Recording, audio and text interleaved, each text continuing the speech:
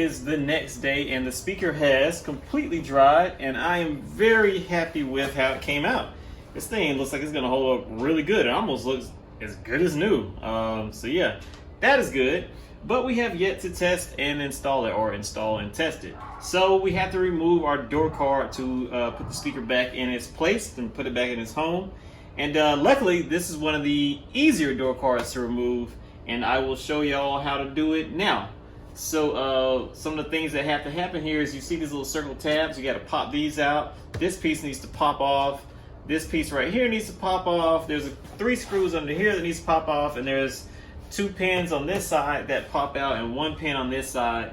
And then after that, this whole door card just pretty much comes off, and there's an electrical connection, and that's it. It's very, very simple. And last time I did this, it only took me 4 minutes to get it off. So let's see how long it takes me now.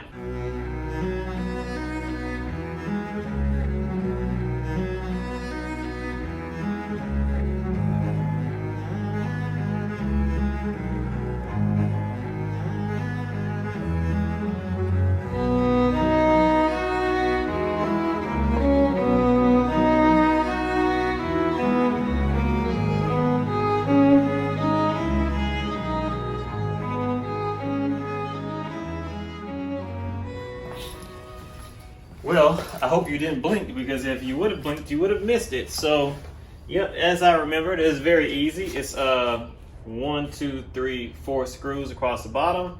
You got these 2 little tabs on the side and on the front. You just press them in, and then you can just pull them out. You have 1 screw right here. This screw is just a regular little Phillips screw. And then you have another screw right here. That was a 10 millimeter. And then you have these 2 little screws right here that you can get out with Phillips. And then you have this one little electrical connection under the door card that you got to pull loose. These 2 connections are connected to your window and lock control, and they just pop out just from the front right here. You just like kind of wedge it under there and then pop it out like that. And that's it. So nothing to it.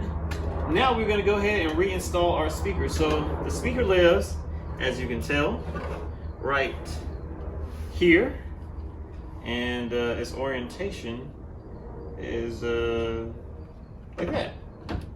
So it goes in there just like so, and then its connector goes back in it. Where is it? Oh, here it is. Then you reconnect the connector. So I guess what we're gonna do first is go ahead and test it and make sure that it plays, and then after that, go ahead and put the door card back on.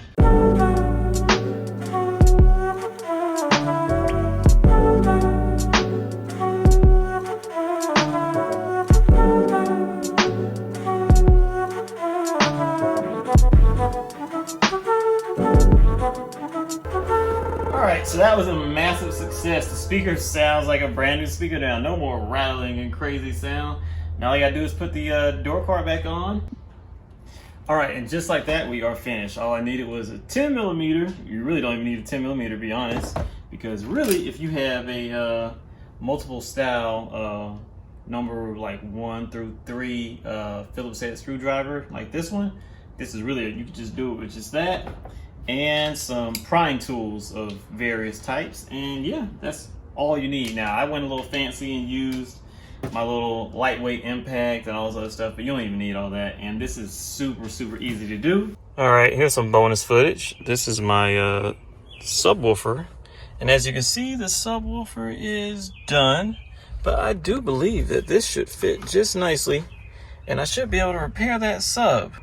Now, pulling this off was really straightforward. There was a seat belt, whole bunch of little pop-in little retainers, a little retainer right here, and yeah, a couple of little things like that. It was super simple to get this out.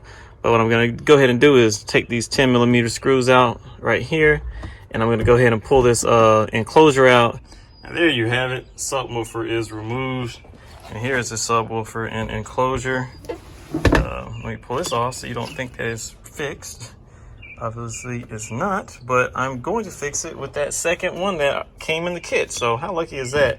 And there's a part number, just in case anybody's wondering, on this enclosure. So this one is a single. I know some of them have the dual sub setup. This one has 1, but I mean, this literally took me 10 minutes to pull this out. So I'm gonna go ahead and glue this surround, and well, yeah, pull this off, glue the new surround on, and let it dry and then reinstall it. And yeah, hopefully we should have some A+ banging tunes.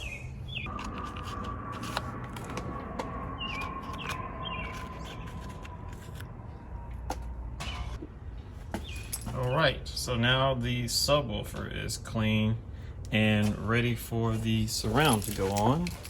All right, so there it is. The surrounding has been redone. Now I'm going to go ahead and put it back in its home, let it dry overnight. All right, it has been a couple of days since we did the speaker revival tour on our front door speakers and the rear sub in the back on this 2005 100 Series Land Cruiser. And for those of y'all who might not know how bad these speakers can get, this is what they used to sound like. But now, thanks to this revival kit, they sound like this.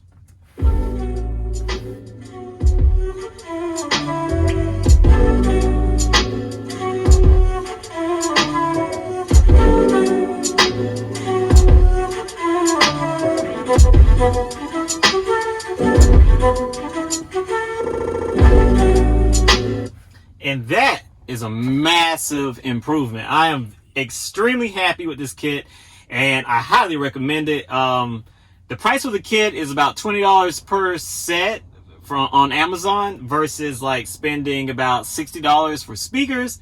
And I think that's pretty much a no-brainer. I mean, I think if you were to get new speakers, you would spend at least like $60 to $100 for the front. And then you have to also find a sub that was a dual voice cone sub that will fit in the existing speaker box, or come up with your own speaker box implementation, not speaker box, but subwoofer enclosure, so to speak.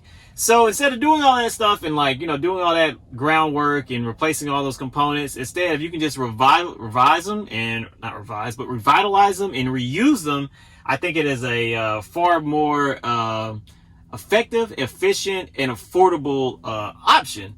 And I am very, very happy with it. So until the next video, we are KRT LYFE, KRT LYFE to Y. Like, subscribe, comment, and all that.